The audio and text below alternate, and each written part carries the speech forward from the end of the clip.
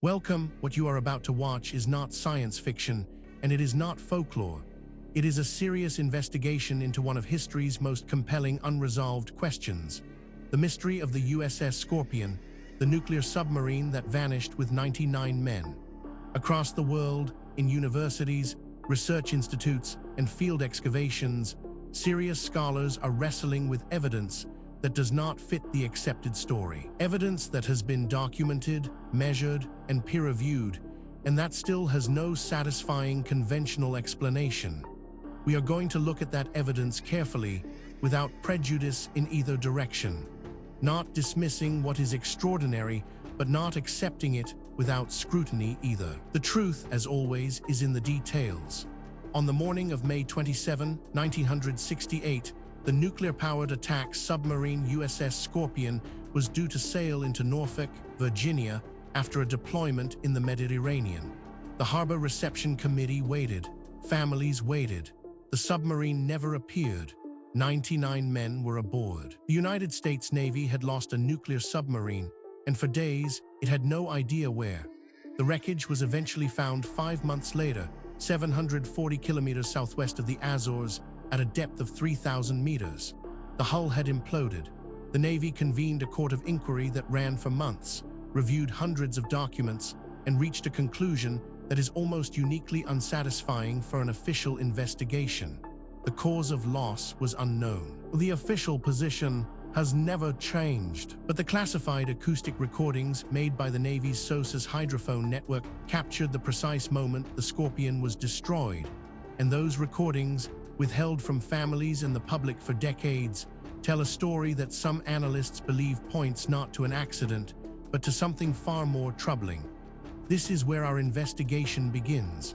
Stay with us, because the further we go into the evidence, the more extraordinary it becomes. The story you think you know is only the surface. Beneath it lies something far more remarkable. Let us begin. Before we examine the specific evidence, we need to step back and understand the context. This case does not exist in isolation. It sits within the world of history's most enduring unsolved crimes, and to properly evaluate what we are looking at, we need to understand the broader picture that surrounds it. The psychology of famous unsolved crimes is inseparable from their cultural impact. Cases that remain open long enough become myths, their facts blurring into legend, their perpetrators acquiring almost supernatural dimensions in the public imagination. Jack the Ripper has generated more books, films, and theories than almost any other criminal in history, despite killing fewer than a dozen people in a few months in 1888. The Zodiac Killer inspired a genre of cinema and continues to generate confessions and counter-confessions from families convinced their relative was responsible. D.B. Cooper became a folk hero almost immediately after his crime, lionized in country songs and action movie sequels. This cultural amplification has both helped and hindered actual investigation. The fame of a case attracts resources, professional investigators, citizen sleuths, documentary filmmakers who sometimes unearth genuine ads. It also attracts noise, false confessions, attention-seeking fabrications, and the motivated reasoning of theorists who have invested too much in a particular suspect to evaluate evidence fairly.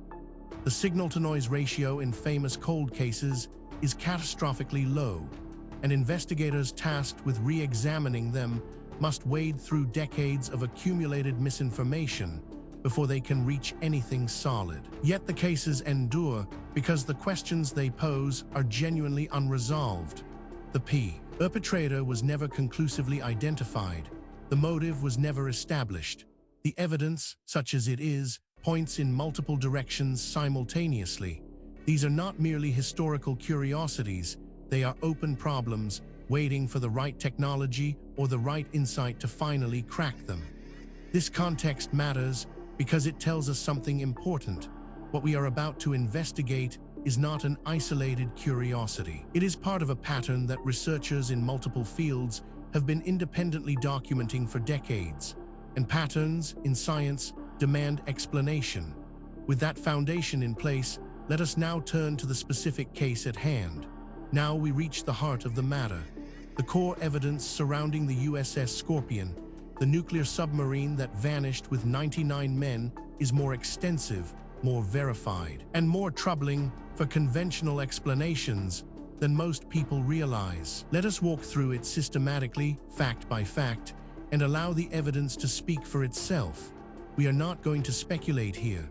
Every point that follows is documented in peer-reviewed publications, official archaeological records, or government archives that are publicly accessible.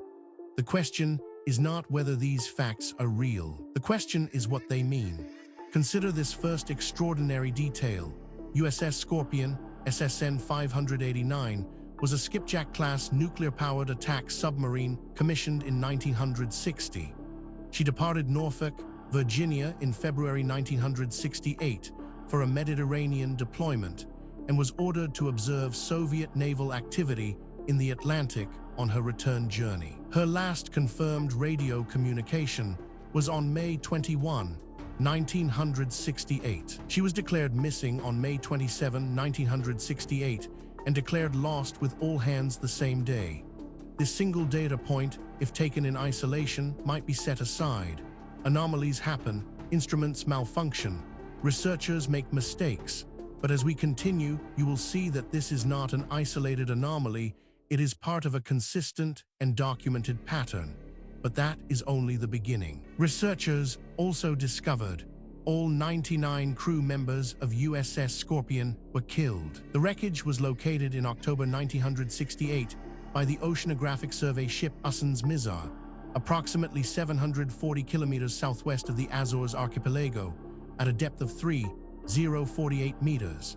Underwater photography showed the bow section separated from the stern and both sections severely damaged, consistent with implosion and impact with the seafloor. Now, a skeptic might propose an alternative explanation for this, and that is entirely reasonable. We should always test alternative explanations before accepting extraordinary ones. The problem is that the alternative explanations, when examined carefully, create more problems than they solve. The mystery deepens when we examine the Sound Surveillance System, SOSUS, a Cold War network of hydrophones on the Atlantic seafloor designed to detect Soviet submarines, recorded acoustic signals at the time and location of the Scorpion's disappearance. These recordings were classified for decades and were not made available to the Navy's Court of Inquiry in their full analytical form, limiting the inquiry's ability to determine the cause of loss.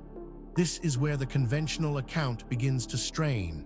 Each individual fact might be dismissed or minimized in isolation, but the cumulative weight of the evidence is another matter entirely. Perhaps most remarkable of all, USS Scorpion had known mechanical issues before her final departure. Internal Navy documents, later declassified, revealed concerns about a hydraulic system connected to a torpedo tube that had not been fully resolved before the submarine sailed.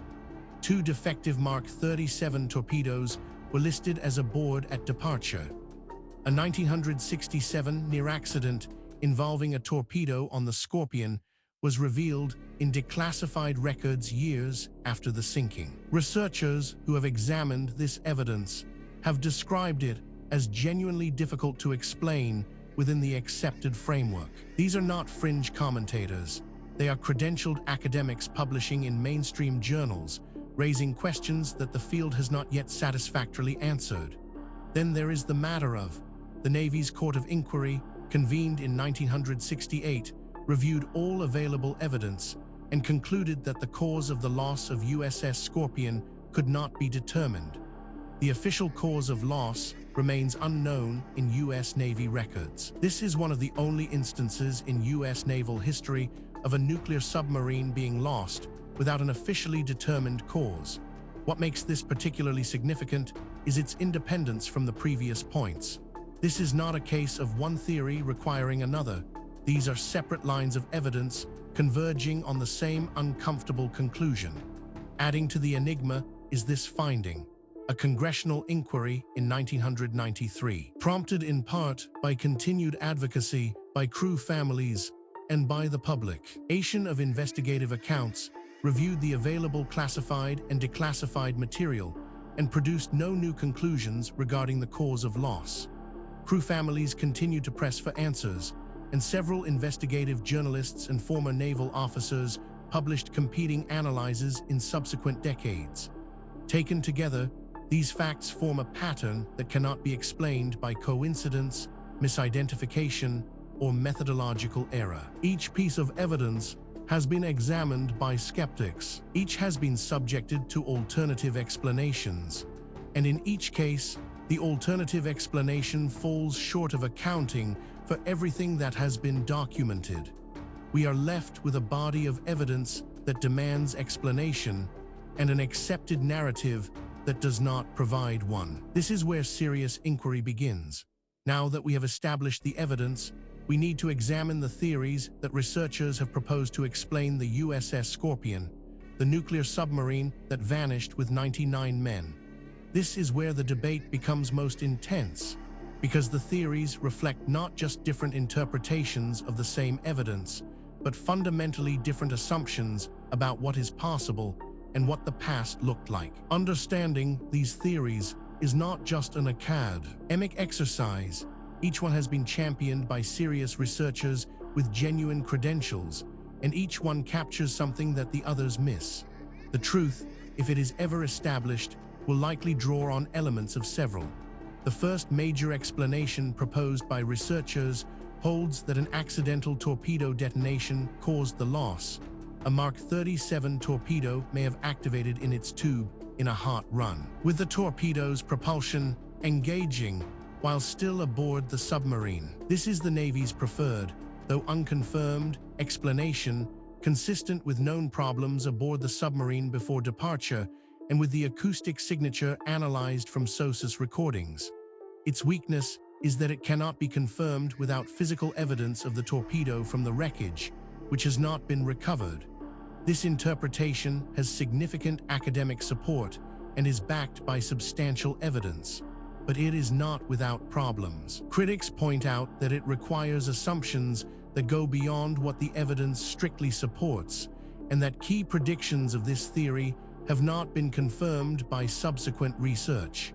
It remains contested, and the contest is productive. A rival school of thought argues that a Soviet torpedo or mine destroyed the Scorpion in retaliation for the earlier loss of the Soviet submarine K-129 in the Pacific, a theory advanced by journalist Ed Offley in Scorpion Down 2007, based on his interpretation of SOSUS acoustic data.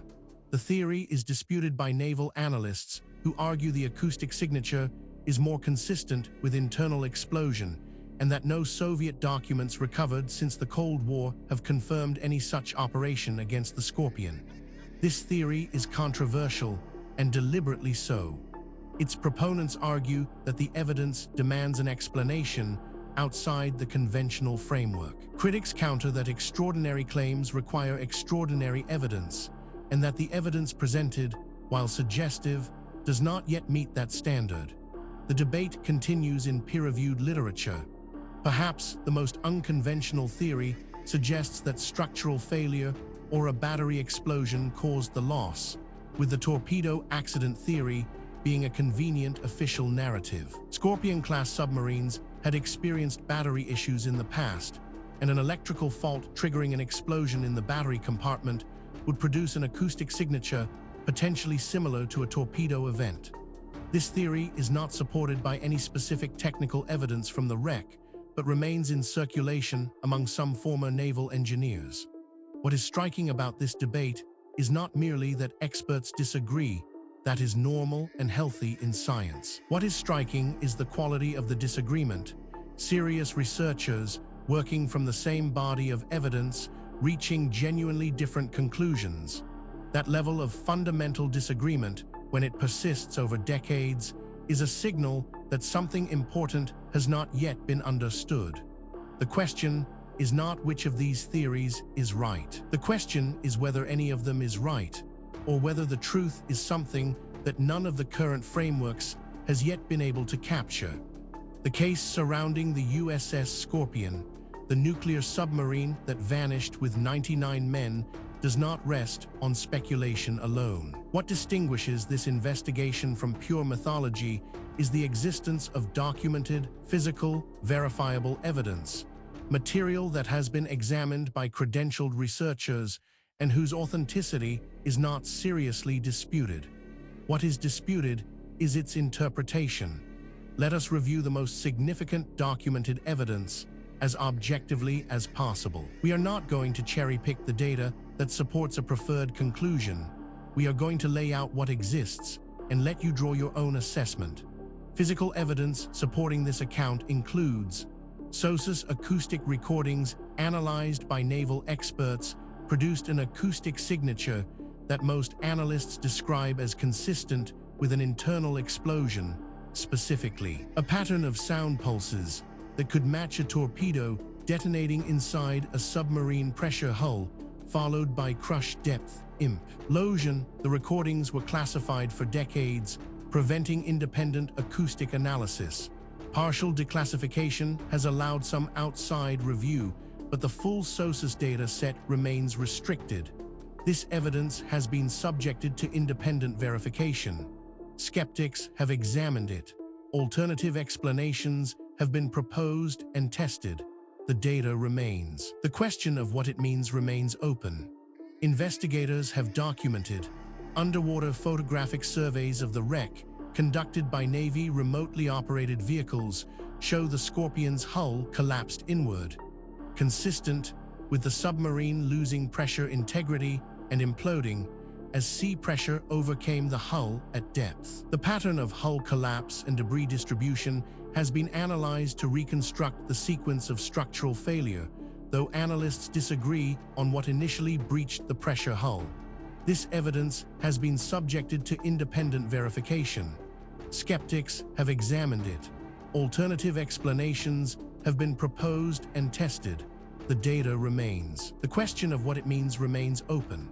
On-site analysis revealed declassified internal Navy documents released through Freedom of Information Act requests in the 1990s and 2000 confirmed that the unresolved torpedo tube hydraulic issue and the presence of 2 defective torpedoes were known before Scorpion departed on her final mission. A separate document confirmed the 1967 torpedo incident. The existence of known, unresolved ordnance problems strengthens the accidental torpedo detonation hypothesis without definitively confirming it. This evidence has been subjected to independent verification. Skeptics have examined it. Alternative explanations have been proposed and tested. The data remains. The question of what it means remains open. Each individual piece of evidence might, in principle, be explained away. A single anomalous artifact might be misidentified. A single anomalous date might reflect contamination. A single anomalous eyewitness account might reflect misperception. The question is whether all of the evidence can be explained away, and whether the explanations required are more or less plausible than the evidence itself. When multiple independent lines of inquiry converge on the same conclusion, that convergence is the most powerful signal in empirical science. And that is exactly what we are seeing here. We have examined the history, the evidence, and the theories surrounding the USS Scorpion, the nuclear submarine that vanished with 99 men. Now, we need to ask the question that is sometimes overlooked in discussions of ancient mysteries. Why does this matter? What does it mean for us today? It would be easy to file this away as an interesting historical curiosity, a puzzle from a distant past with no bearing on our present lives. That would be a fundamental mistake. The questions raised by this case touch on issues that are directly relevant to who we are, where we came from, and what the human story actually looks like before the period covered by conventional history. The crew of USS Scorpion are memorialized at a monument in Norfolk, Virginia, and their names are inscribed on the Navy Memorial in Washington, D.C. The wreck site is treated as an official Navy grave. Remote surveys of the wreck have continued, using increasingly capable autonomous underwater vehicles, and the site has been photographed and mapped in detail. The geopolitical context of 1968, the same year, saw the loss of Soviet submarine K-129, and the CIA subsequently mounted Project Azorian to recover part of that vessel from the Pacific floor, adds layers of complexity that ensure the Scorpion will never be a simple accident story. The families of the 99 men lost have never received a definitive explanation for why their fathers, brothers, and sons did not come home. The official cause of loss remains undetermined. Furthermore, the tools available to investigate these questions are advancing rapidly. Satellite imaging, ground-penetrating radar, ancient DNA analysis, isotopic tracing, and deep-sea sonar are all providing capabilities that previous generations of researchers could only dream of. Cases that were genuinely unresolvable 10 years ago are now open to new analysis, and the findings, consistently, are expanding rather than contracting the mystery. The investigation continues. New discoveries are being made. New analyses are being published. New voices are entering the conversation from disciplines that were not previously part of the discussion. The answers, when they come, and they will come, will not merely solve a historical puzzle. They will force a fundamental revision of assumptions that underpin our entire understanding of human history and human potential. We have now walked through the complete case of the USS Scorpion, the nuclear submarine that vanished with 99 men, from the historical record, through the physical evidence, across the competing theories, and into the modern significance of what remains unresolved. What the story of USS Scorpion ultimately reveals is not just a historical puzzle. It is a mirror. It reflects our assumptions back at us, our assumptions about what ancient people were capable of, about how knowledge is gained and lost across the centuries, and about the relationship between what we know and what we merely think we know. The evidence presented in this documentary is real. The questions it raises are genuine. The debate among researchers is ongoing, and that is healthy. Science is not a set of conclusions. It is a process. And the process requires that we remain open to evidence that challenges what we thought we knew, however uncomfortable that challenge might be. If you came to this documentary as a skeptic, we hope the evidence gave you something to think about. If you came as a true believer, we hope the critical examination gave you a more nuanced picture. The truth, as always, lies in the evidence, not in what we want to be true. Thank you for watching. If this investigation sparked your curiosity, please subscribe to the channel. We publish new documentaries every week, covering the full range of historical mysteries that the mainstream has not yet adequately explained. Leave a comment below telling us which case you want us to investigate next. The conversation continues. The investigation never ends.